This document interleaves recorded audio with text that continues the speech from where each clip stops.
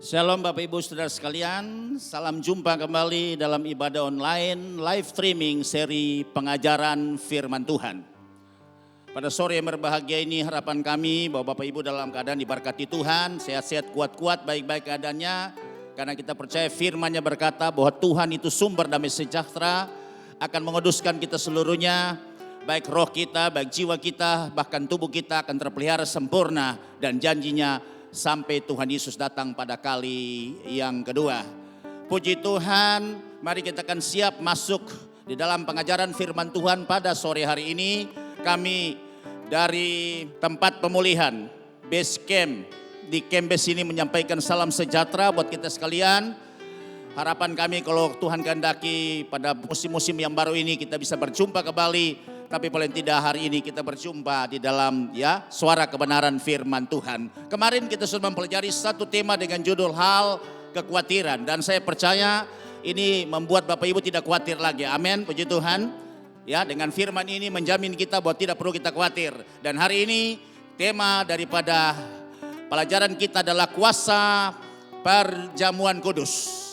Karena sebentar nanti juga kita sesudah selesai, kita akan masuk dalam acara berikut, masuk dalam perjamuan kudus untuk makan tubuh dan darah Kristus sebagai kekuatan yang baru supaya kita di dalam Dia di dalam kita, dan ada jaminan dari sekarang seterusnya sampai selama-lamanya. Haleluya.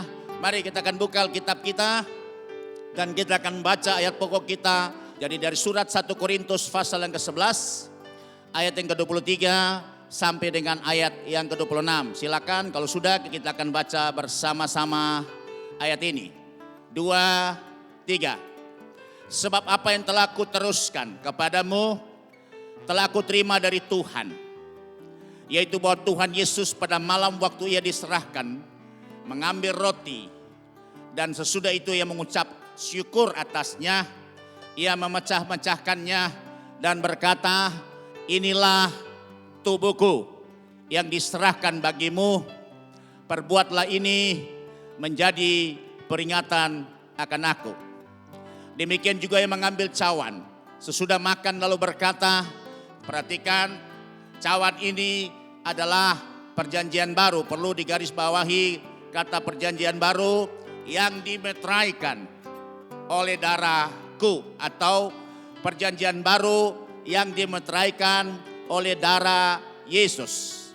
Perbuatlah ini setiap kali kamu meminumnya menjadi peringatan akan aku. Ayat yang terakhir, sebab setiap kali kamu makan roti ini dan minum cawan ini, seperti nanti kita akan lakukan setiap awal bulannya, atau ada juga yang melakukan lebih cepat atau lebih lambat, kamu memberitakan kematian Tuhan sampai Ia datang.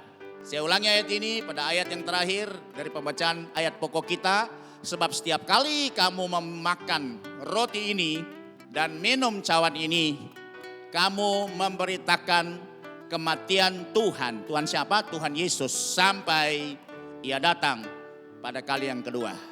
Baik Bapak Ibu Saudara sekalian, perjamuan kudus adalah salah satu dari beberapa sakramen. Ada sakramen, ada baptisan juga sakramen, pemberkatan nikah juga sakramen. Tapi ini adalah salah satu dari beberapa sakramen yang mesti dilaksanakan oleh gereja Tuhan, baik sebagai lembaga maupun pribadi.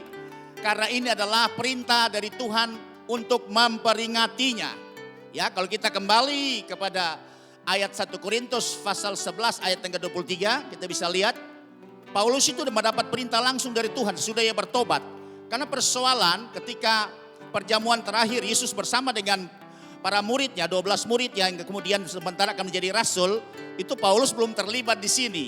Paulus masih termasuk bagian daripada orang Farisi, penganiaya, pengikut Yesus. Nah, sebab itu ini yang dia katakan, karena dia mendapat order langsung dari Tuhan sendiri, sebab dia katakan seperti ini. Dan kalau kita konfirmasikan dengan informasi yang diterima oleh murid-murid pada saat mereka perjamuan terakhir itu, sama tidak berbeda. 1 Korintus pasal 11 ayat yang ke-23 bunyinya sebagai berikut. Sebab apa yang telah kuteruskan kepadamu, artinya apa yang aku sekarang teruskan menyampaikan ini kepadamu, telah aku terima dari Tuhan. Bukan terima dari rasul-rasul, Bukan terima dari siapapun juga. Tapi terima dari Tuhan berarti Paulus mendapat ya pencerahan langsung, iluminasi langsung, dia mendapat ya order langsung dari Tuhan, yaitu bahwa Tuhan Yesus pada malam waktu ia diserahkan mengambil roti. Jadi berarti ini tolong perhatikan bahwa ini adalah perintah yang diterima dari Tuhan dan harus diteruskan kepada semua pengikut Yesus untuk mereka tetap melaksanakan. Jadi ini harus, karena ini adalah perintah dari Tuhan untuk memperingatinya. Berikut, setiap kali gereja melaksanakan upacara perjamuan kudus, acara pokoknya adalah makan roti atau disebut dengan hosti dan minum anggur.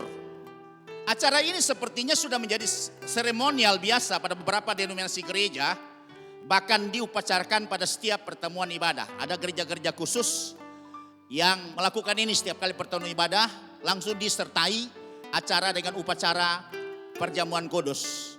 Nah, memang tidak ada batasan dari Alkitab untuk harus berapa kali dilakukan dalam setiap bulannya atau setiap minggunya. Tapi ada hal-hal yang tentunya menjadi perhatian kita, bahwa jangan sampai ini sudah menjadi satu hal yang biasa sehingga hilang makna dan rasa penghormatannya. Ya, ini yang perlu kita mesti hati-hati, karena sering kita melakukannya sehingga kita makan minum jadi hal yang biasa seperti kita makan minum pada umumnya, membuat kita kehilangan penghormatan dan kehilangan makna terhadap acara upacara seremonial ini, padahal ini adalah hal yang sakral. Nama saja sakramen itu berasal dari bahasa Latin ya, adalah sacramento. Artinya mengandung hal yang suci, hal yang sakral. Ya, nah, sebab itu menjadi perhatian kita. Tidak salah saudara melakukan sesering mungkin. Ada satu hamba Tuhan juga, John Smith kalau nggak salah, dia akan melakukan itu setiap harinya supaya dia selalu ya memproteksi hidupnya, bahwa dia selalu mengingat pengorbanan Yesus. Sehingga dia selalu menghormatinya, sehingga dijauhkan dari semua pikiran dan perbuatan dosa. Dia lakukan, dan itu positif saudara. Tapi jangan sampai ini kita kehilangan makna dan kita kehilangan penghormatan nilai-nilai yang sangat berharga. Hal yang berikut yang perlu kita lihat, Rasul Paulus menulis surat pengembalaan kepada jemaat di Korintus. Perhatikan seperti tadi yang sudah kita baca merupakan ayat pokok kita, supaya mereka harus memaknai dan menghargai dalam memperingatinya, karena di dalamnya ada kuasa dan berkat-berkat rohani yang tak terhingga. Jadi perjamuan itu setiap kali fakta membuktikan bahwa selalu disertai dengan kuasa dan juga banyak berkat-berkat rohani yang diterima oleh jemaat atau pribadi yang terlibat di dalam upacara atau seremonial daripada perjamuan kudus ini. Karena sering juga ada orang yang sembuh dari sakit penyakitnya. Dan ini terbukti dalam pelayanan kami sering terjadi hal seperti itu. Ada orang yang lemah langsung dikuatkan ya. Kemudian dia bisa kembali imannya diteguhkan kembali. Kemudian juga ada orang yang dilepaskan dari kuasa-kuasa kegelapan. Dan ini fakta membuktikan. Dan juga berbagai macam pergumulan dihadapi oleh umat Tuhan selama pelayanan kami. Dan kami lihat justru lewat perjamuan ini, memakan tubuh dan darah Yesus atau roti dan anggur ini, ada kuasa yang mengalir dan bisa memulihkan banyak orang. Dan fakta membuktikan ya, kita bukan memahami saja, tapi kita sudah mengalami kuasa dari perjamuan kudus itu sendiri. Haleluya. Dan saya percaya juga saudara, di antara para pendengar yang hari ini, sepanjang suara ini terdengar, pasti juga punya pengalaman, ya punya satu mujizat yang terjadi dengan perjamuan kudus ini. Saya percaya ada di antara kita yang mendengar ini pasti punya pengalaman itu.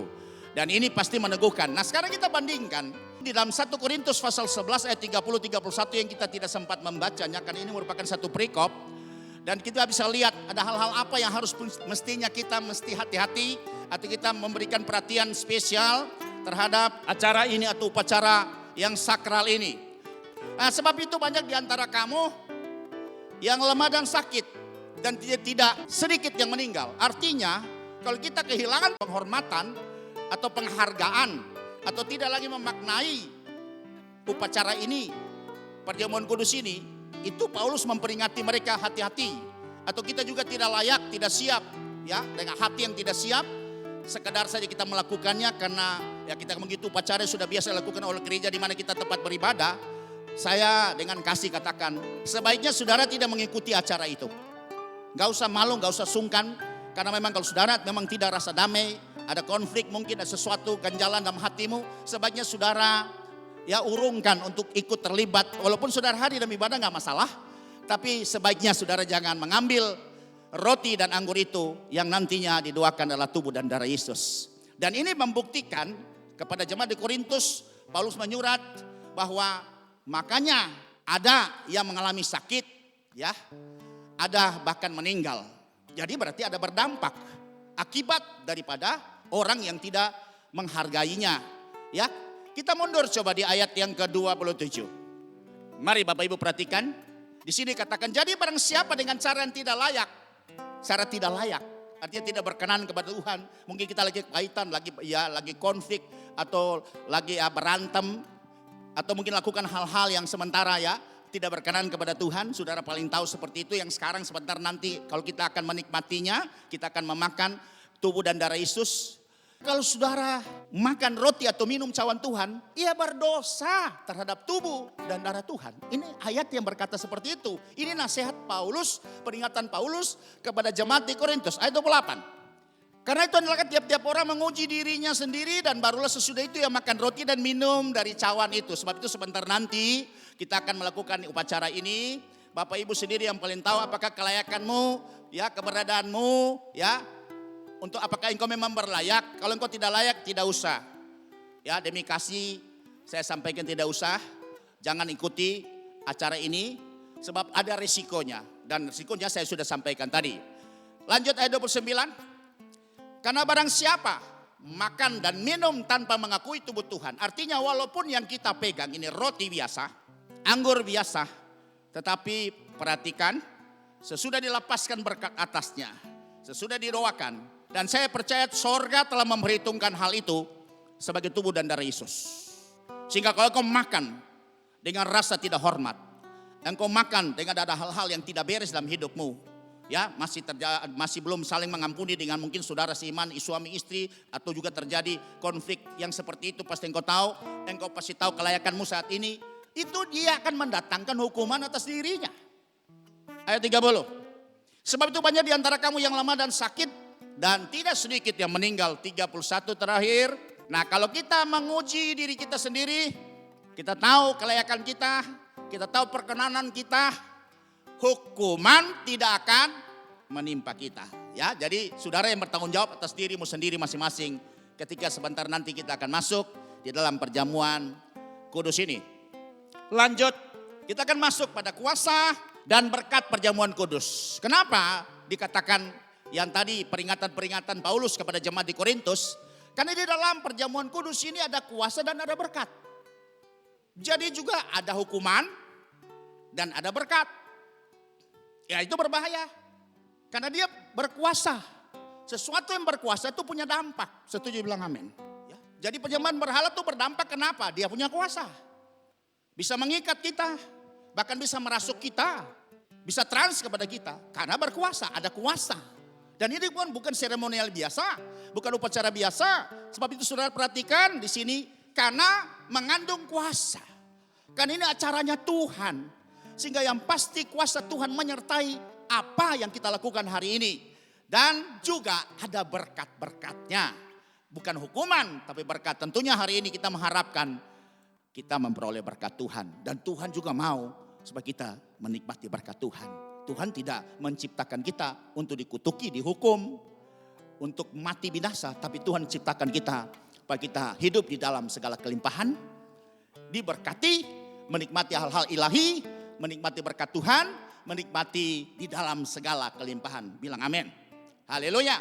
Sebab itu perhatikan saudara, pada bagian yang pertama dari kuasa dan berkat Tuhan, tubuh Tuhan Yesus itu dipecah-pecahkan. Makanya apa yang harus kita peringati saat ini?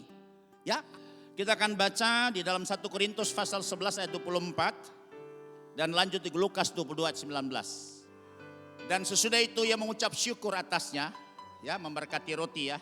Kemudian Tuhan Yesus memecah-mecahkannya dan berkata, inilah tubuhku, perhatikan inilah tubuhku ya. Ada beberapa tanggapan bahwa ini hanya simbol. Ada yang bilang dari beberapa lagi yang menganggap bahwa ini memang langsung terjadi transsubstansial, menjadi tubuh Yesus. Tapi pada prinsipnya bahwa ketika Tuhan katakan inilah tubuhku, apapun yang dia pegang itu pasti ada kuasanya.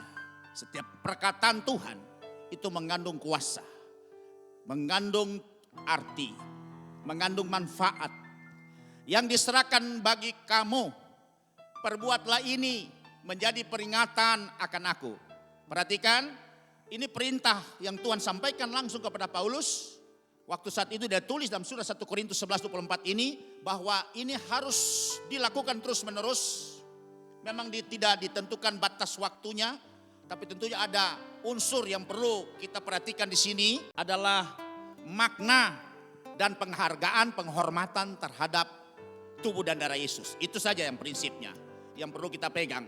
Saudara melakukan tiap minggu sekali, tapi yang penting prinsipnya adalah bahwa ada makna dan ada penghargaan dari apa yang kita lakukan. Itu prinsipnya. Perbuatlah ini menjadi peringatan akan aku. Jadi Tuhan katakan kepada Paulus, peristiwa diulangi lagi seperti yang terjadi bersama dengan murid-muridnya ketika pada perjamuan terakhir. Dan perkataan ini juga diteguhkan kembali di dalam Injil Lukas pasal yang ke-22 ayat yang ke-19. Kita akan baca bersama ya. Dia pada Injil sinoptis yang lain, Lukas lebih jelas sekali. Lalu Tuhan Yesus mengambil roti, mengucap syukur, memberkati ya. Sesudah itu dia pecah-pecahkan. Nah, maka setiap kali kalau kita ingin acara ini tolong perhatikan ya kepada semua pelaksana-pelaksana atau semua kita rekan hamba Tuhan, mari kita mengikuti metode yang sudah Tuhan Yesus ajarkan buat kita. Jadi sebelum itu dibagikan kepada anggota jemaat, perlu kita akan mensyukurinya. Kita melepaskan berkat atas roti dan anggur itu. Karena Tuhan Yesus melakukan hal yang sama. Ketika dia mengambil roti, dia mengucap syukur. Pada tulisan yang lain dikatakan Tuhan memberkatinya, roti biasa dan anggur itu. Sesudah itu dia pecah-pecahkan baru dibagi. Nah sebab itu sebaiknya, dan ini Alkitabiah, sebelum dibagikan kepada semua anggota jemaat, sebaiknya itu didoakan dulu, melepaskan berkat atas roti dan anggur itu, sesudah itu baru dibagikan. Karena memang petunjuknya seperti firman ini, dari 2 ayat dicatat, 1 lewat Paulus dan 1 lewat juga Lukas yang kepada murid-murid Tuhan sampaikan, dan saya percaya 2 saksi ini sudah teguh sekali. Nah, dia memecah-mecahkannya dan memberikannya kepada mereka, katanya, inilah tubuhku yang diserahkan bagi kamu. Memang tidak ada kata simbol di sini. Akan tubuh, perbuatlah ini menjadi peringatan akan aku. Pada ayat yang lain juga Paulus berkata bahwa inilah persekutuan dengan tubuh dan darah Yesus. 1 Korintus 10 ayat 16. Jadi ayat ini cukup teguh, saling meneguhkan saudara. Kalau berbeda dalam soal pemahaman silakan. Tapi kalau saya mengambil bahwa ada kuasa ketika Yesus melepaskan berkat. Dikatakan di sini, bukankah cawan pengucapan syukur? Yang atasnya kita ucapkan syukur adalah persekutuan dengan darah Yesus. Persekutuan artinya sekutu, unity. Jadi cawan adalah anggur, sekarang menjadi satu kesatuan dengan darah Yesus. Unity. Jadi berarti darah Yesus saudara. Saudara renungkan ayat ini. Kemudian bukankah roti yang kita pecah-pecahkan adalah persekutuan dengan tubuh Kristus? Unity. Roti yang sudah lepaskan berkat Tuhan, yang sudah disyukuri, maka dia berubah menjadi unity dengan tubuh Kristus. Kalau enggak, kenapa Tuhan suruh memperingatinya? Kalau tidak ada kuasa, cuma seremonial biasa, yang tidak ada kuasanya, yang tidak ada berkatnya, pasti Tuhan juga tidak akan suruh untuk melakukannya. Setiap apa yang diperintahkan pasti bermakna, pasti mengandung nilai, dan pasti bermanfaat buat kita. Percaya, bilang amin. Haleluya. Mari kita lanjut di sini. Jadi ada 2 ayat ini, baik dari Paulus lewat 1 Korintus pasal 11:24 dan juga dari Injil Lukas pasal yang ke-22 ayat 19. Itu ditekankan di sini harus diperingati. Ya, harus diperingati. Nah, kenapa? Supaya kita bisa memaknai pengorbanan Kristus ketika dihancurkan, tubuhnya dicabik-cabik, dipecah-pecahkan. Ya, mulai dari di ruang penyiksaan daripada Pilatus sampai akhirnya dia harus pikul salib menuju bukit Golgota, sampai akhirnya terpaku di kayu salib. Kemudian lambungnya ditusuk dengan tombak, saudara.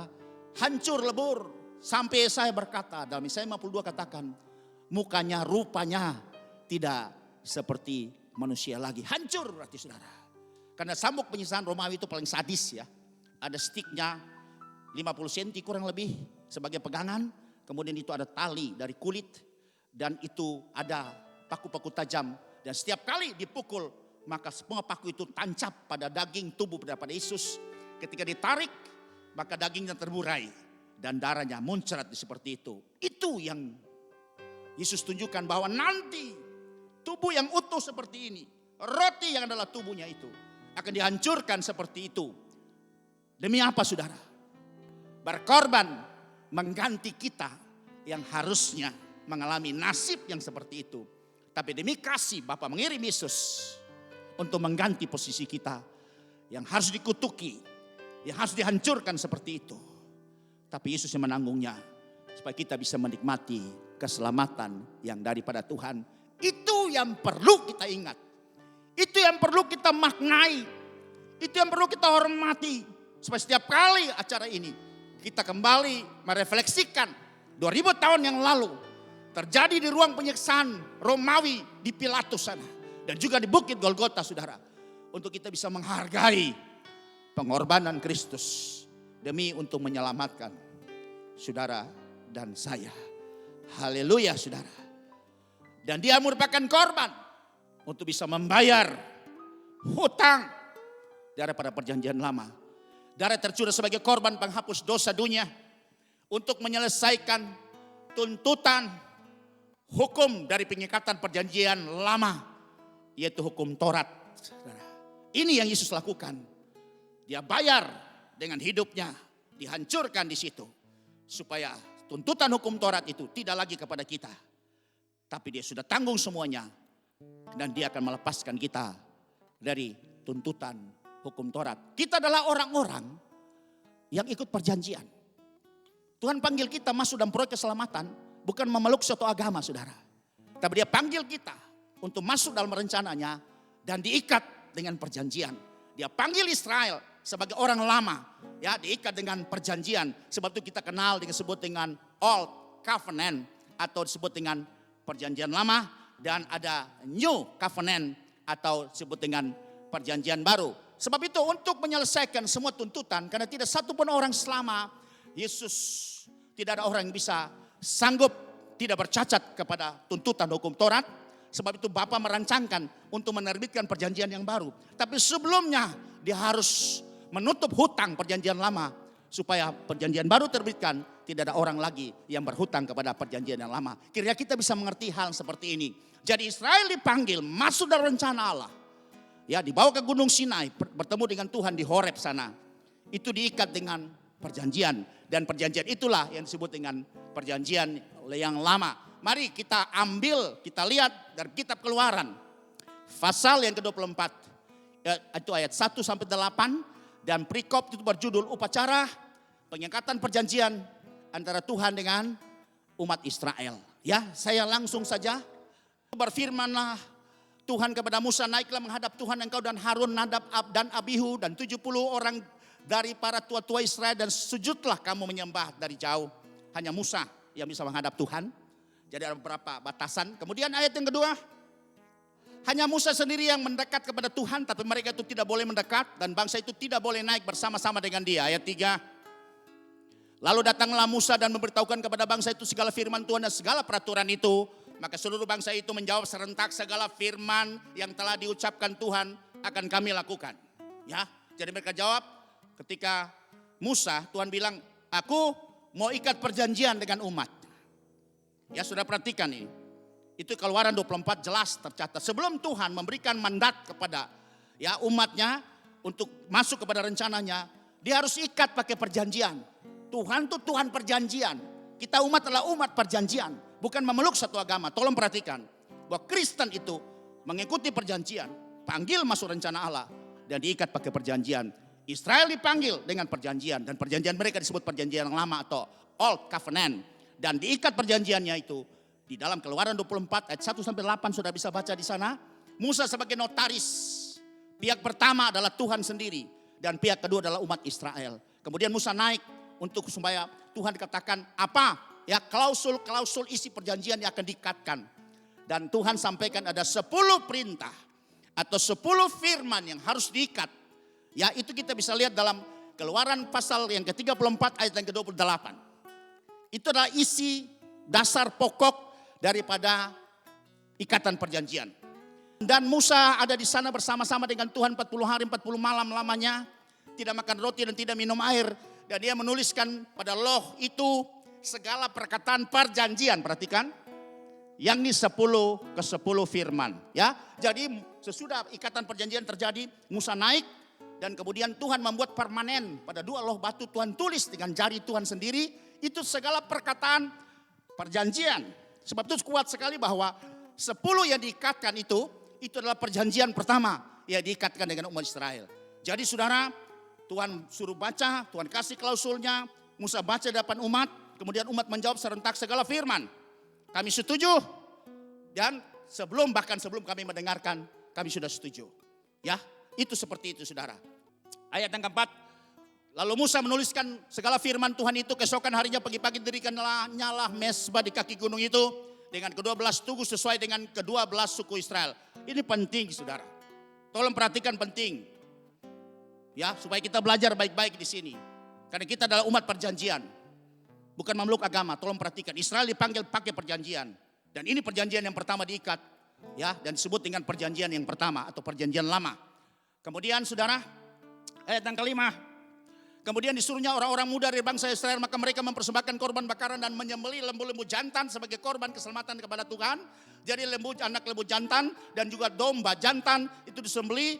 Kemudian Musa ambil darahnya, ayat 6. Sesudah itu Musa mengambil sebagian dari darah itu dari anak lembu jantan, kemudian domba jantan diambil darahnya. Karena itu domba akan dipersembahkan dan lembu dipersembahkan di mesbah Tuhan kepada pihak yang pertama. Lalu ditaruhnya ke dalam pasu, sebagian lagi dari darah itu disiramkannya pada mesbah itu. Ya, nah jadi sudah lihat waktu Israel sudah setuju, tidak ada unsur paksaan. Israel sudah setuju ketika Musa naik menghadap Tuhan. Ini klausul isi perjanjian akan diikatkan dengan umatku.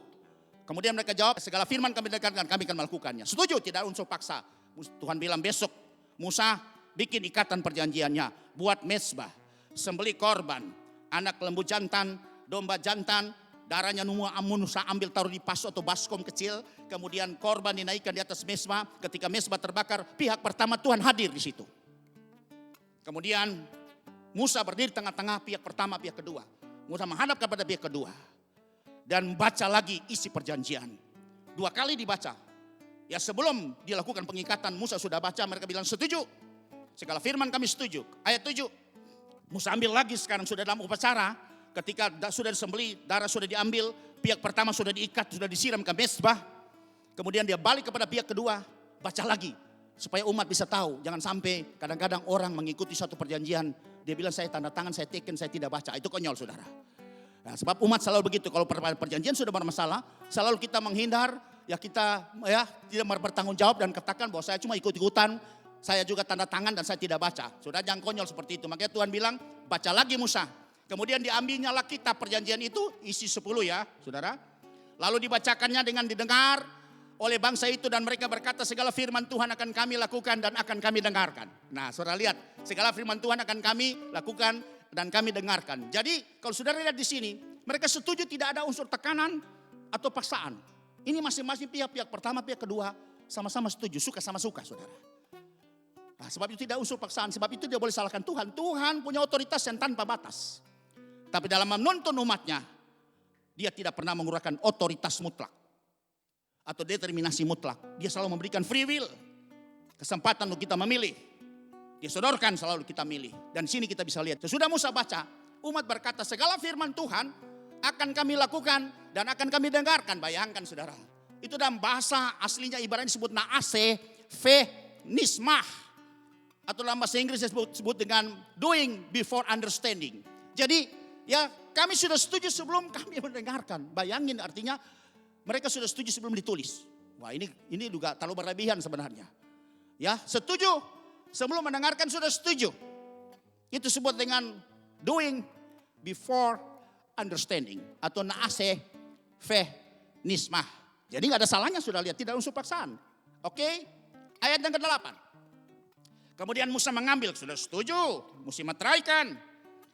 Mengambil darah itu dan menyiramkannya kepada bangsa itu serta berkata, inilah darah perjanjian. Perhatikan, inilah darah perjanjian atau meterai perjanjian yang diadakan Tuhan dengan kamu berdasarkan segala firman itu atau ya klausul atau isi perjanjian yang sama-sama sudah disetujui. Selesai saudara.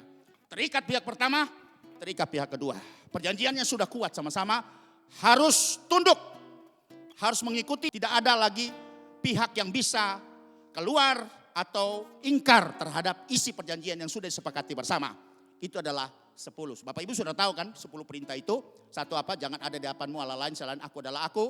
Yang kedua, jangan membuat bagimu patung menyerupai apapun, baik di langit, di atas, di bumi, di bawah, atau dalam air, di bawah bumi, untuk kamu sujud menyembah kepadanya. Sebab aku Tuhan Allahmu adalah Allah yang cemburu, yang akan membalaskan kesalahan bapa kepada anak-anaknya sampai 3-4. Keturunan yang ketiga, jangan menyebut nama Tuhan Allahmu dengan sembarangan. 4, kuduskan hari Sabat. 5, hormati ayah ibumu supaya umurmu diperpanjang di mana tanah Tuhan berikan kepadamu. 6, jangan membunuh. 7, jangan berzina.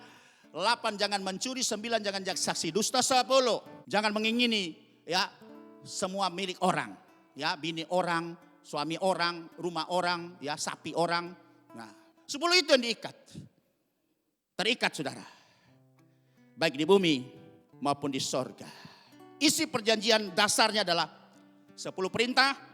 Kemudian turunannya saudara. Sepanjang perjalanan ada hal-hal yang perlu dirinci lagi, ada turunannya. Maka terjadi 613 perintah. 613 perintah dalam bahasa Ibrani disebut dengan mitzvot. Orang Manado bilang kusadiki jo. Terdiri dari 365 perintah negatif disebut dengan larangan atau disebut dengan jangan ya membuat bagimu patung. Nah, itu larangan itu. Ya, jangan membunuh, itu perintah yang negatif. Tapi kalau yang positif itu adalah 248, itu perintah positif. Artinya hormatilah ayah ibumu supaya umurmu diperpanjang. Itu perintah positif. Kuduskan hari Sabat, itu perintah positif. Kenapa? Hari itu Tuhan akan memberkati mereka. Itu positif. Jadi ada 2 perintah di sini. 1 perintah negatif disebut dengan larangan dan 1 perintah positif yang disebut dengan perintah. Ya, beribadahlah kepada Tuhan Allahmu, maka Tuhan akan memberkati rotimu, makananmu dan memberkati minumanmu, dan Tuhan akan menjauhkan engkau dari sakit penyakit. Itu dalam Keluaran pasal 23 ayat yang ke-25. Itu perintah positif. Jadi saudara perhatikan 613 perintah. 365 perintah negatif atau larangan sebab ada konsekuensi risikonya, dapat hukuman. Tapi ada perintah yang positif. Kalau kita melakukan itu, maka kita akan diberkati. Dari 613 ini terdiri dari 1, hukum moral, yang kedua hukum seremonial, dan yang ketiga hukum sipil. Ada 3 terbagi. Moral itu jangan membunuh, jangan berzina, ya, jangan saksi dusta, ya, dan seterusnya. Itu adalah hukum moral. Hukum seremonial itu acara-acara upacara. Nah, ketika perjanjian yang baru, maka banyak sekali hukum seremonial dihilangkan. Hukum sipil tidak lagi dimuat di dalam Alkitab untuk perjanjian baru karena sudah serahkan kepada pemerintah urusan ya batas-batas tanah. Perselisihan yang dilakukan dengan persoalan hak-hak milik itu sudah diurus oleh pemerintah. Tapi kalau pada perjanjian lama hukum sipil juga ada, harus diurus, ada hukumnya. Jangan memintakan batas tanah, patok-patok tanah, semua ada saudara. Nah, sehingga perjanjian lama ini ada 3 bagian, 1 hukum moral, yang kedua hukum seremonial, dan yang ketiga hukum sipil. Maka saudara harus mengerti ini ya. Kiranya walaupun secara singkat saya jelaskan, tapi paling tidak sudah bisa mendapat gambaran yang cukup jelas. Jadi perjanjian lama itu terdiri 10 perintah diikat. Isi perjanjian kita tahu tadi hukum dasarnya adalah ya 10 perintah atau 10 firman. Kemudian berkembang jadi 613. Dan lanjut saudara, meterai perjanjian lama adalah darah anak lembu jantan dan darah domba jantan ya. Keluaran 24:5-6 itu diperlengkapi lagi di Ibrani 9 ayat 19. Saya senang kita tampilkan surat Ibrani. Sebab sesudah Musa memberitahukan semua perintah hukum Taurat, ya hukum Taurat kepada seluruh umat, itu hukum yang 10 itu saudara. Ia mengambil darah anak lembu dan darah domba jantan serta air dan bulu merah dan hisop, itu alat yang dibuat kayak ilalang itu loh, yang sering bisa dipakai untuk sebagai kuas karena dia bisa menyerap air. Lalu memerciki kitab itu sendiri dan seluruh umat. Jadi diperciki kitabnya, perjanjiannya, kemudian seluruh umat ya. Itu seperti itu meterainya saudara. Jadi meterai perjanjian lama adalah darah anak lembu dan darah domba jantan. Dan ada konsekuensi dari meterainya. Karena meterai itu ikatan hukum. Kalau meterainya darah itu adalah nyawa setiap makhluk. Nanti saudara baca Imamat 17 ayat yang ke-11.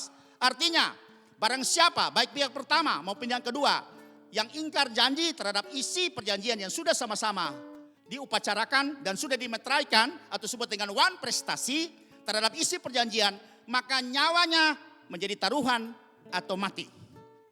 Jadi darah bicara nyawa, kalau meterainya darah berarti siapa yang ingkar janji, siapa yang keluar dari isi perjanjiannya, maka risikonya nyawa jadi taruhan dan nyawa bicara adalah kematian. Sebab itu Israel ketika Musa naik ke atas gunung untuk mengambil, Tuhan membuat di 2 loh batu isi perjanjiannya, itu Tuhan pahat dengan jarinya sendiri di 2 loh batu. Sebelum 40 hari mereka sudah desak Harun supaya membuat ya ala-alahan karena mereka pikir Musa kita nggak tahu lagi 40 hari di atas dia sudah jadi apa.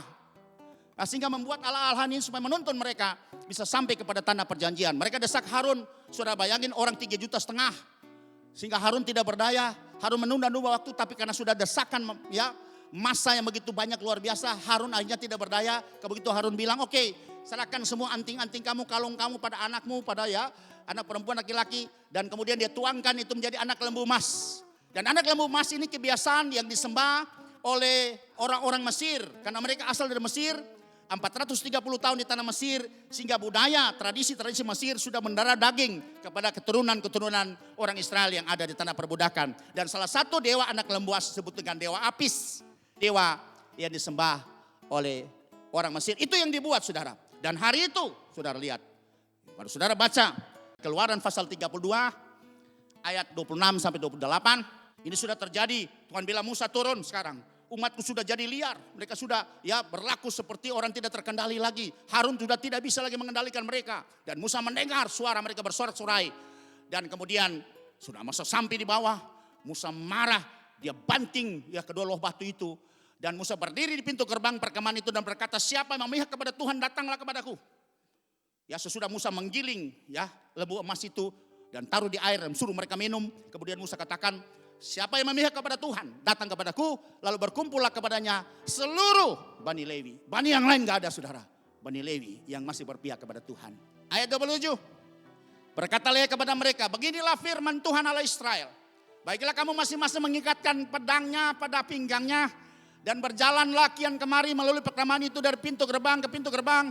Dan biarlah masing-masing membunuh saudaranya dan membunuh temannya dan tetangganya yang sudah terlibat di dalam penyembahan berhala anak lembu emas itu. Ruben, Yehuda, dan Isakar, semua mereka tidak berani melakukan itu. Cuma satu suku di antara 12. Lewi, dia berpihak kepada Tuhan. Dia ikat pinggang, dia acungkan pedangnya. Dia bunuh semua orang. Saudaranya, temannya, tetangganya yang sudah terlibat dengan penyembahan anak lembu emas itu. Sebab itu Lewi mendapat tempat yang spesial di mata Tuhan. Mereka dipercaya oleh Tuhan menjadi orang yang bisa dipercayai. Makanya saudara, ada pengertian di sini. Ada maknanya. Artinya banyak orang percaya, tapi belum tentu orang percaya ini dipercayai Tuhan. Sebab itu ada kesempatan ini, mari kita jadi orang percaya yang dipercayai Tuhan. Untuk senantiasa dalam situasi apapun kita harus berpihak kepada Tuhan. Dan hari itu sudah terjadi tragedi. Ayat yang ke-28 katakan Bani Lewi melakukan seperti yang dikatakan Musa. Dan pada hari itu tewaslah kira-kira 3.000 orang dari bangsa itu. Perjanjian yang pertama sudah memakan korban 3.000 orang. Karena mereka ingkar janji terhadap isi perjanjian. Tuhan kan sudah ngomong, jangan ada di hadapanmu Allah lain, ilah lain selain aku adalah aku. I am who I am, yang disebut dengan YHWH, yang kita kenal sebut dengan Yahweh, yang orang Israel takut menyebut nama itu sehingga mereka memberikan nama alias perdikat Adonai Elohim, karena mereka tidak berani menyebut nama Yahweh dengan sembarangan. Ya, ini persoalannya saudara, karena meterai darah, maka ketika ada pihak yang ingkar janji, ada pihak yang keluar, ya mengingkari atau wan prestasi dari isi perjanjian, maka nyawanya harus akan jadi taruhan. Terjadi saudara, 3.500 tahun yang lalu. Terjadi di kaki Gunung Horeb seperti itu. Karena adanya perjanjian. Kemudian saudara, Bapa melihat tidak satupun orang yang mampu melakukan hukum Taurat. Sebab itu Tuhan dengan hatinya yang penuh dengan belas kasihan, dia merancangkan untuk bisa bikin satu perjanjian yang baru. Dia rancangkan seperti itu, dan akibatnya Tuhan harus siapkan tumbal atau korban penghapus dosa. Yesus jadi korban penghapus dosa. Itu dikirim untuk spesial saudara, menebus tuntutan hukum Taurat supaya perjanjian lama bisa ditutup untuk dibuka dengan perjanjian yang baru. Dan kita adalah orang-orang perjanjian baru, percaya bilang amin. Haleluya saudara. Tidak dituntut dari Taurat lagi, karena sudah dibayar lunas dari dosa Adam sampai kutuk hukum Taurat. Itu sudah dibayar oleh Yesus. Maka dia datang khusus untuk menebus, siap menjadi korban penghapus dosa umat manusia, saudara dan saya, untuk bisa menikmati perjanjian baru. Dan itu yang dia katakan di dalam Yeremia 29:11.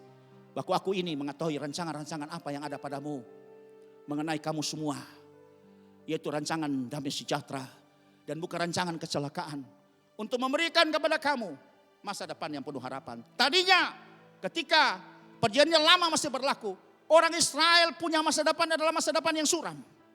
Karena mereka selalu di bawah hukuman saudara. Salah dihukum, bahkan ada dihukum mati saudara.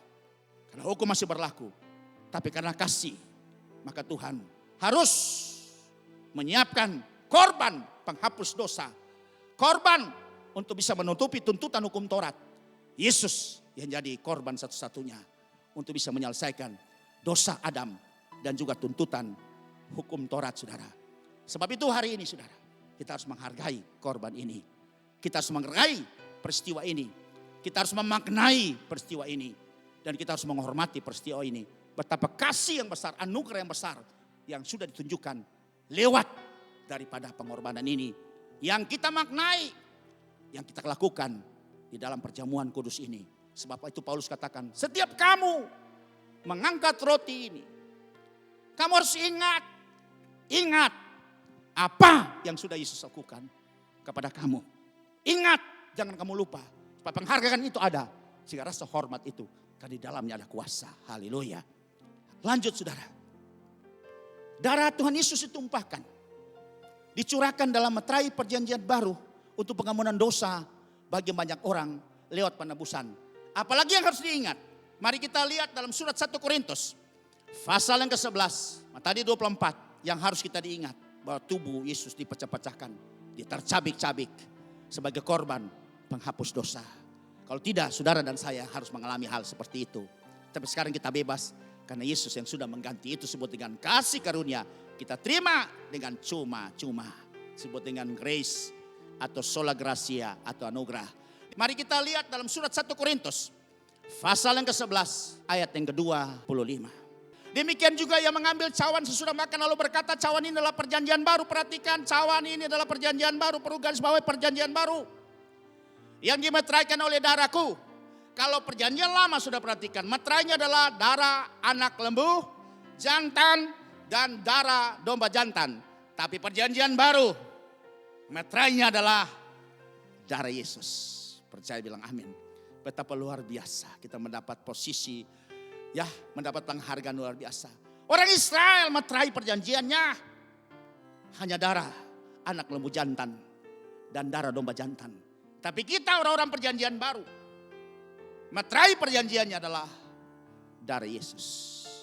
Sebab itu dimeteraikan dengan darah, perbuatlah ini setiap kali kamu meminumnya, menjadi peringatan akan aku. Ingat.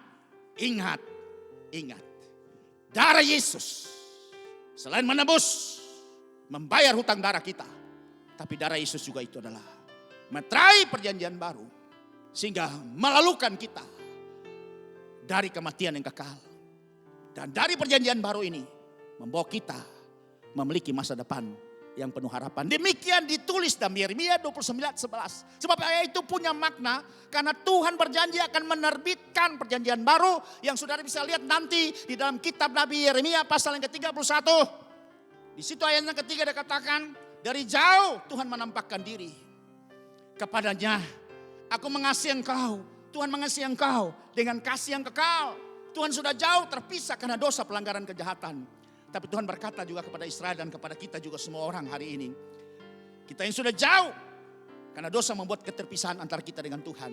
Tapi Tuhan mengasihi kita dengan kasih yang kekal sebab Tuhan melanjutkan kasih setiaku itu kepada saudara dan kepada saya. Dan itu terjadi 2000 tahun yang lalu. Lewat Yesus anaknya itu kasih setia yang dilanjutkan.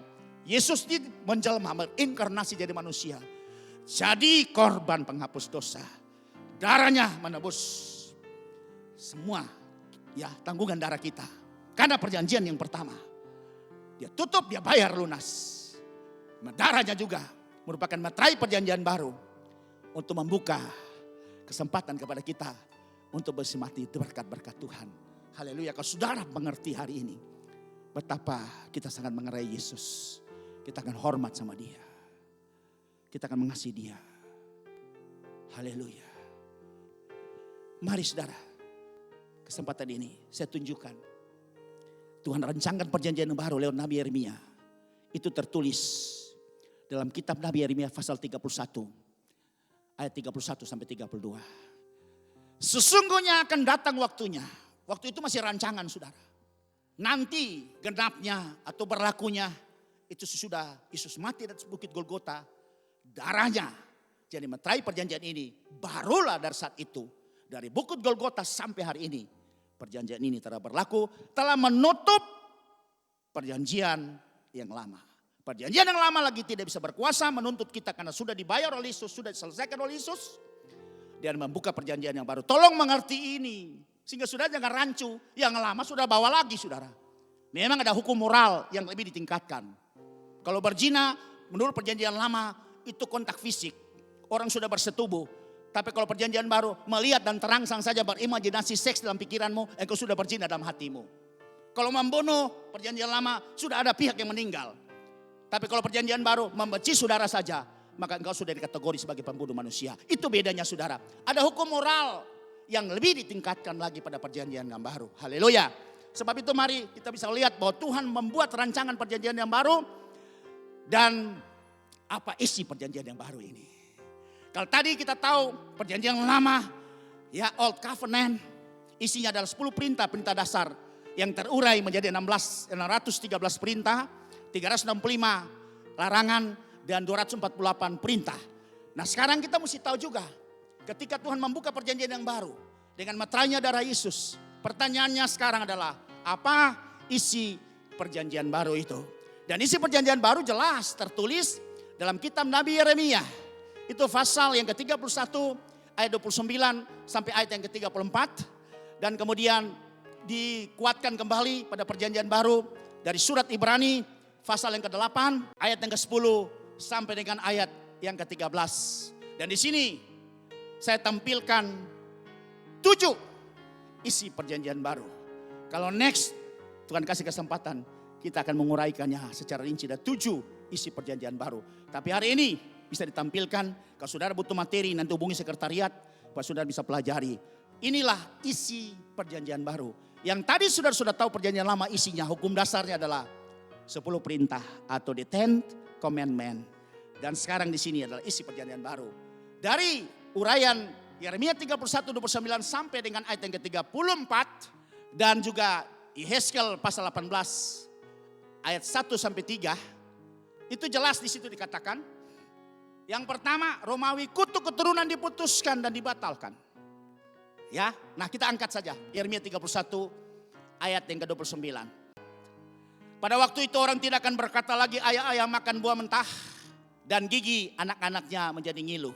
Artinya ayah yang makan sour grapes atau anggur mentah, anggur masem. Tapi yang menderita adalah anak-anaknya. Jadi ayah yang makan, anak-anak yang giginya ngilu saudara. Ayat yang ke-30. Melainkan setiap orang akan mati karena kesalahannya sendiri. Setiap manusia akan makan buah mentah giginya sendiri menjadi ngilu. Ya, itu ayat yang relevan juga dalam Yehezkiel 18 ayat 1-3. Nanti Bapak Ibu bisa membacanya. Dan kemudian 2 Romawi dari isi perjanjian baru. Kesalahan dan dosa kita diampuni. Serta Tuhan tidak mengingat dosa kita lagi. Sejauh timur dari barat dia membuang dosaku. Ya kan, tidak diingat lagi segala apa? Pelanggaran kita. Jauh ke dalam tubir laut. Dia apa? Menenggelamkan dosa kita. Tidak diingat-ingat lagi kesalahan kita. Terus kemudian betapa besar kasih pengampunanmu Tuhan. Ya aku terima hari ini.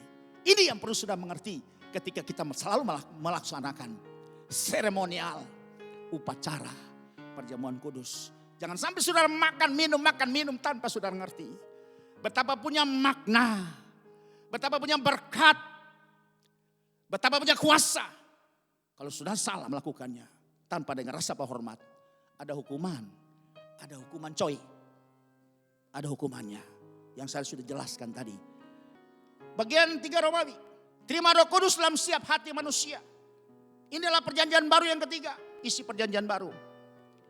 Penghalang dari kutuk dan dosa itu telah disingkirkan. Maka hati menjadi hati baru. Sehingga engkau bisa terima Roh Kudus di dalam hati setiap manusia. Itu terima. Bukan perjanjian lama hanya orang-orang khusus. Nabi, raja, imam diurapi. Orang-orang khusus yang melakukan tugas-tugas khusus. Besalia, Oholiab. Tapi kalau perjanjian baru, semua orang. Karena penggenapan Yoel pasal 2, 28, 29. Pada hari itu Tuhan akan mencurahkan rohnya kepada semua manusia. Maka anak-anakmu laki-laki dan perempuan akan bernubuat demi namaku. Teruna-teruna akan mendapat penglihatan-penglihatan. Juga kepada orang-orang yang tua aku mendapat mimpi. Dan mereka akan berbicara atas namaku. Juga kepada hambaku laki-laki dan perempuan. Mereka akan juga menerima curahan Roh Kudus ini pada hari-hari itu. Itulah penggenapan nubuatan pada perjanjian baru.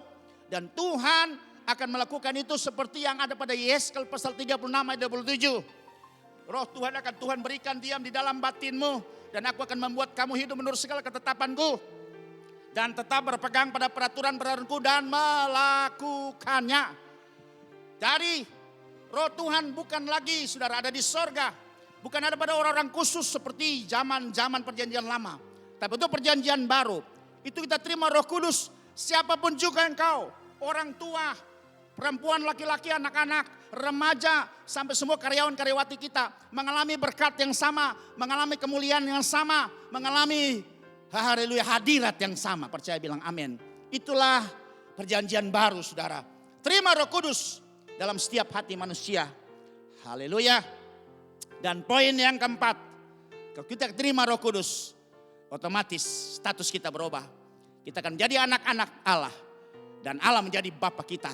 Seperti tertulis dalam Yeremia 31, 5, 26, dan 2 Korintus. Ya, coba kita angkat Galatia 4, ayat yang keempat sampai yang keenam. Tapi setelah genap waktunya, maka Allah mengutus anaknya yang lahir dari seorang perempuan dan takluk kepada hukum Taurat. Dia takluk kepada hukum Taurat. Yesus tidak berdosa kepada hukum Taurat. Ya, dia sunat pada hari yang ke-8, kemudian juga diserahkan seperti acaranya Taurat. Dia melayani pada usia 30 tahun seperti bilangan pasal 4 ayat yang ketiga itu peraturan seorang imam harus melayani pada usia 30 tahun ke atas sampai batasnya 50 tahun pensiun. Itu semua Yesus takluk artinya dia tidak menyalahi Taurat. Jadi satu-satunya manusia terlahir sesudahnya Taurat. Dari mulai Taurat terbit di kaki Gunung Sinai di Horeb sana sampai Yesus. Cuma satu orang yang tidak bercacat kepada Taurat, yang tidak berdosa kepada Taurat adalah pribadi Yesus. Sebab itu dia tidak berdosa, menebus kita orang berdosa. Kalau dia orang berdosa, menebus orang berdosa, itu sami mawon saudara, podo wae. Tapi dia yang tidak berdosa, dipersiapkan sebagai anak domba yang tidak bercacat, tidak bercela itu. Yang menjadi korban penebusan dosa atas semua umat manusia, termasuk saudara dan saya. Yang lahir seorang perempuan dan takluk kepada hukum Taurat. Ayat yang kelima. Ia diutus untuk menebus mereka yang takluk kepada hukum Taurat termasuk Israel. Supaya kita diterima menjadi anak. Ayat yang ke-6. Dan karena kamu adalah anak. Maka Allah telah menyuruh roh anaknya. Yaitu Roh Kudus ke dalam hati kita. Yang berseru. Ya Aba, ya Bapa. Roh Kudus adalah meterai. Untuk kita menjadi anak Allah. Ketika ditaruh dalam hati kita. Ya, cara lewat baptisan Roh Kudus. kita berkata-kata dalam bahasa roh, itu membuktikan kalau kita status sekarang di mata Bapa kita di sorga, kita sudah menjadi anak-anaknya. Percaya, bilang amin. Itulah terjadi pada perjanjian yang baru, saudara. Pada perjanjian yang keempat dan kemudian perjanjian yang kelima, kita menjadi bait Allah. Maka Roh Kudus ada di baitnya yang kudus. Kalau dulu Roh Kudus ada di tabernakel di ruang Maha Kudus, most holy place. Tapi sekarang ruang Maha Kudusmu adalah manusia batinia.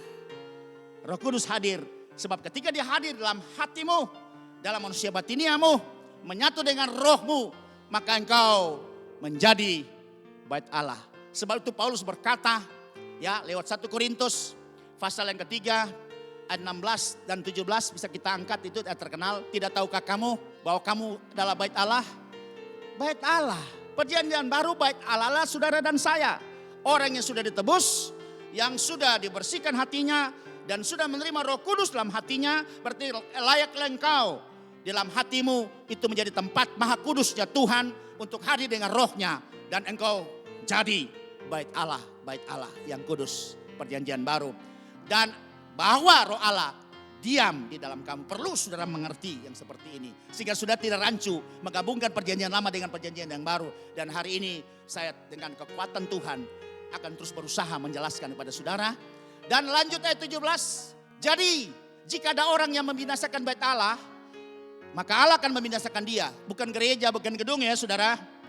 Artinya saudara yang sudah lahir baru, yang status sudah berubah, Roh Kudus sudah ditaruh dalam hatimu, dan Roh Kudus itu akan memimpin engkau, ya, sehingga ada orang yang mendatangkan hal yang jahat kepada engkau, maka Tuhan akan berhadapan dengan orang itu. Haleluya saudara.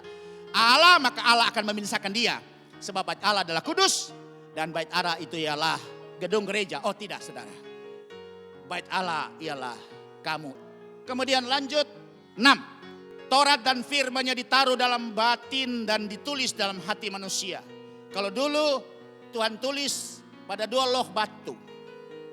Ya, 10 perintah dasar itu atau 10 firman itu, kemudian loh batu itu ditaruh di dalam tabut perjanjian. Sehingga 1 tahun 1 kali imam besar harus mengambil bawa keluar untuk dibaca kepada umat. Tapi sekarang Tuhan gunakan hatimu, ya, sebagai loh untuk ditulis semua keinginan Tuhan.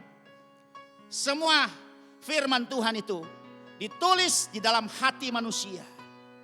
Haleluya saudara. Ini berbeda saudara. Perjanjian lama loh batu ditaruh dalam buah Maha Kudus di dalam tabut. Ada tongkat Harun yang berbunga di situ juga. Ada juga buli-buli berisi mana. Tapi perjanjian baru tidak ditaruh di gereja saudara, yang gedung, tapi ditaruh dalam setiap hati manusia yang hatinya sudah dibersihkan, dibaharui oleh Tuhan. Dia taruh semua kehendak Tuhan, taruh semua firman Tuhan, rema Tuhan ada dalam hatimu, maka engkau bisa mengerti apa yang menjadi kehendak Tuhan, bisa memahami dan bisa mengalami Tuhan. Haleluya saudara, berkat luar biasa. Yang terakhir yang ketujuh, ayat berkata, ya, dalam kitab Nabi Yeremia 31 ayat 34. Dan tidak usah lagi orang mengajar sesamanya atau mengajar saudaranya dengan mengatakan kenalah Tuhan. Sebab mereka semua besar kecil akan mengenal aku. Demikian firman Tuhan, sebab aku akan mengampuni kesalahan mereka dan tidak lagi mengingat dosa-dosa mereka. Haleluya. Secara otomatis ketika Roh Kudus ditaruh dalam hati manusia, maka Roh Kudus itu akan menuntun kita. Seperti Tuhan Yesus berkata, aku pergi supaya dia yang datang. Kalau dia datang, dia akan membawa engkau untuk mengenal seluruh kebenaran. Dia akan mengajar engkau sehingga engkau akan berhasil di dalam pengenalan baik secara pribadi maupun komunitas. Inilah ketujuh isi perjanjian baru, dan meterainya adalah darah Yesus. Mari kita baca dalam surat 1 Korintus pasal 11 ayat 25. Demikian juga yang mengambil cawan sesudah makan, lalu berkata, cawan ini adalah perjanjian baru. Perjanjian baru saudara, bukan yang lama. Yang lama Yesus sudah selesaikan, dia buka yang baru. Kalau yang baru muncul, yang lama sudah tinggal historical saudara. yang dimeteraikan oleh darahku. Sebab itu jangan ungkit dengan lama lagi saudara. Kita ada pada perjanjian yang baru. Kalau lama meterainya adalah darah anak lembu, darah domba jantan. Tapi meterai perjanjian baru adalah darah anak domba Allah, penghapus dosa dunia, yaitu darah Yesus. Dan katakan, perbuatlah ini setiap kali kamu minumnya, menjadi peringatan akan aku. Saya senang ayat yang relevan dalam Lukas pasal yang ke-22 ayat yang ke-20. Demikian juga dibuatnya dengan cawan sesudah makan. Ia berkata, cawan ini adalah perjanjian baru oleh darahku. Artinya perjanjian baru yang dimeteraikan oleh darahku, yang ditumpahkan bagi saudara dan saya, bagi isi dunia ini. Haleluya saudara. Saya harap saudara mengerti antara perjanjian lama yang baru. Isi perjanjian lama 10 perintah yang terurai dan 113 perintah, yang dalamnya ada 365 larangan atau perintah negatif, dan juga ada perintah positif 248. Itulah isi perjanjian lama. Meterainya, perhatikan, adalah darah anak lembu jantan, darah anak domba jantan. Nah, sudah perhatikan. Tapi perjanjian baru isinya 7 tadi saudara. Kan ditulis secara rinci di dalam kitab Nabi Yeremia pasal 31 ayat 29 sampai dengan ayat yang ke-34, dan juga ayat-ayat yang diperkuat pada perjanjian baru juga. Surat Ibrani pasal yang ke-8 ayat 10 sampai 13, saudara nanti bisa baca sendiri. Kemudian akhirnya saudara-saudara yang kekasih, sebab kamu tahu bahwa kamu telah ditebus dan dimeterai dengan darah yang mahal, yaitu darah Kristus yang sama seperti darah anak domba yang tak bernoda dan tak bercela. Karena itu muliakanlah Allah dengan tubuhmu. Amin. Berbahagia setiap orang yang mendengar firman Tuhan, menerima dan menyambutnya, menaruh dalam hatinya, memeliharanya, dan melakukannya.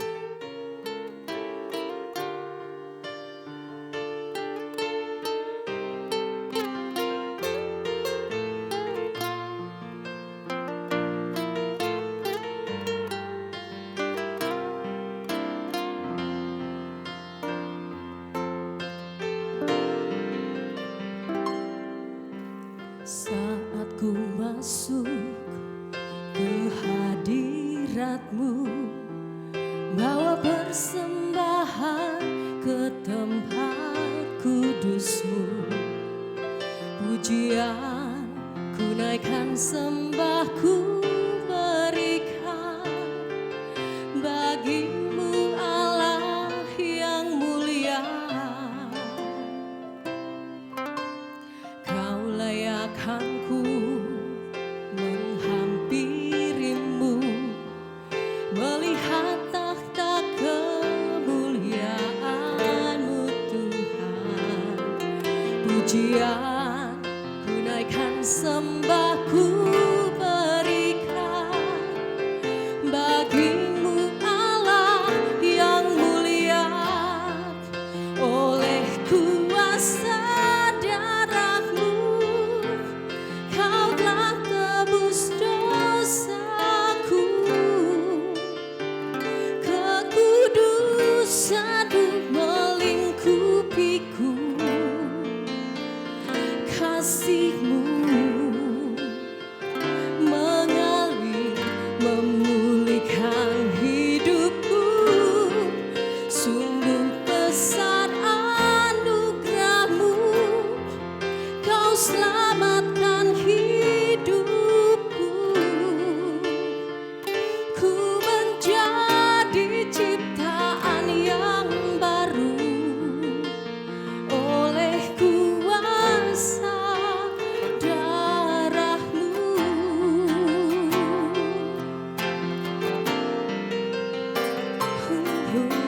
Saat ku masuk ke hadirat-Mu, bawa persembahan ke tempat kudus-Mu, pujian ku naikkan, sembah ku berikan bagi-Mu Allah yang mulia. Kau layakkan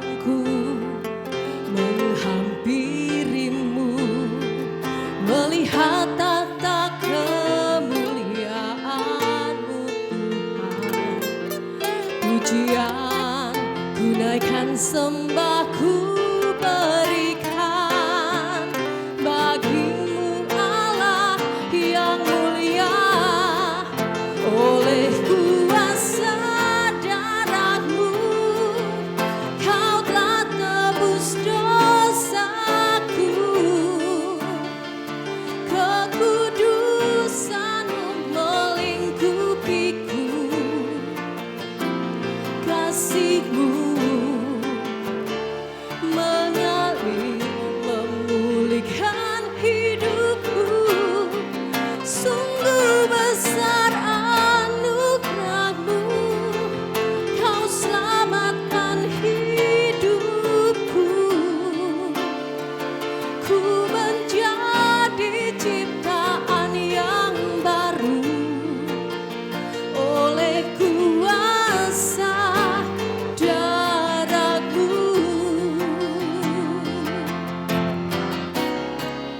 Oleh kuasa darah-Mu, Kau telah tebus dosaku. Kekudusan-Mu melingkupiku. Kasih-Mu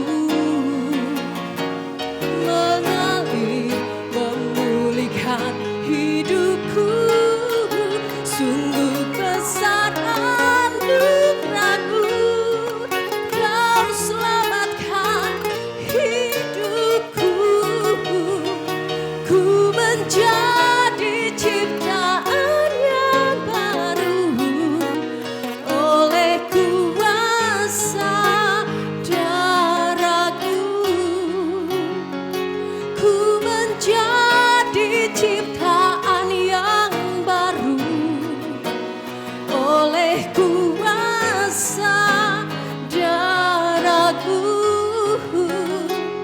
Ku menjadi ciptaan yang baru oleh kuasa darah-Mu.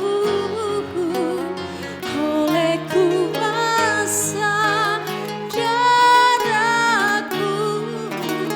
Oleh kuasa darah-Mu.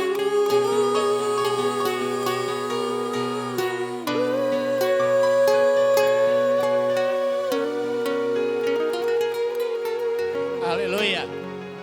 Kita menjadi ciptaan yang baru, ada di perjanjian yang baru, karena kuasa daripada darah Yesus itu telah menebus kita, membayar hutang darah kita, dan darah itu juga merupakan meterai perjanjian baru.